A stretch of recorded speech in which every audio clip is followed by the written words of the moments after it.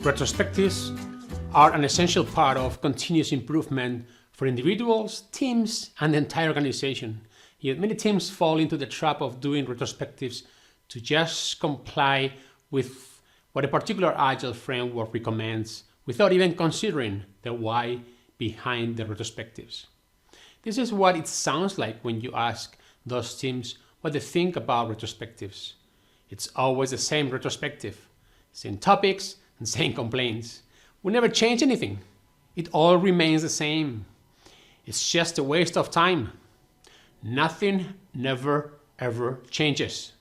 It's just a bunch of people venting. So not all retrospectives need to be the same. A retrospective is an opportunity to reflect and learn.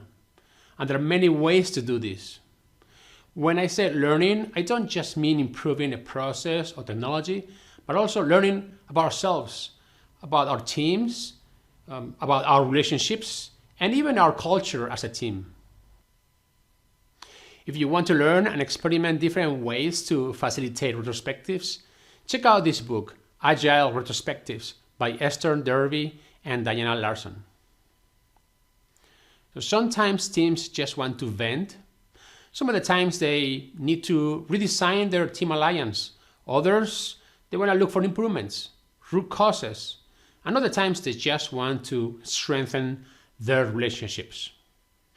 Today, I would like to offer a simple idea, yet a bit unusual for the retrospective, which you are more than welcome to try and experiment with. This retrospective is not about asking what is working well or what is not working so well. It's about showing appreciation, purely and simply showing appreciation from the bottom of our hearts. Something that we tend to forget when we are buried by work in our busy daily routines.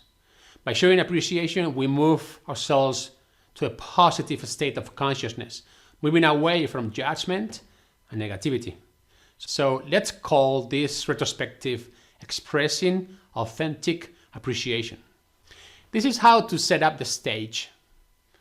As facilitator, set aside 1 hour, especially if this is your first time facilitating this type of retrospective.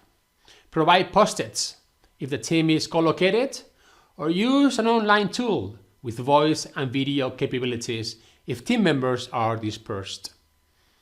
In the meeting, tell everyone that you as facilitator will not be participating and that the focus of this retro will be appreciation. Ideally, you want everyone to sit in a circle where everyone can always see each other and interact. Some norms to consider: maybe nobody is obligated to write an appreciation note. Interruptions when someone is talking are not allowed. This is not a discussion or brainstorming session. This is giving and receiving appreciation. Allow time between appreciations so they can be given, received, and enjoyed. Hold the space for people to be present. Appreciation comes from the heart, not from compliance of any kind. Be real. Speak from your heart. Speak the truth. How to facilitate this meeting? Ask the team members to write an appreciation note to someone in the team or something or somebody else they truly appreciate, but do this in silence. Consider these 2 questions. What are you thankful for? Or who would you like to show appreciation and why? Allow some time and space to write this down individually. Do not allow side talking. If somebody finishes, provide the space for others to finish. This is a time to reflect and listen deeply. Once done writing, ask voluntarily who wants to share out loud. This may sound like, I appreciate so-and-so because, or thank you so-and-so because of this, or even I'm thankful to, or I'm thankful for this and that. An important note to the facilitator: During the readouts, allow the time and space to absorb the appreciation. Do not allow interruptions, add-ons, or even rapidly move to the next one. Again, take your time. Make it meaningful and real. Once they're done sharing those appreciation notes, thank everyone for being real and attending the retrospective. Consider asking the group for some feedback. What did I feel like, for example? Keep holding the space as before as they answer and provide feedback. Close the session with a positive remark such as, what you appreciate appreciates.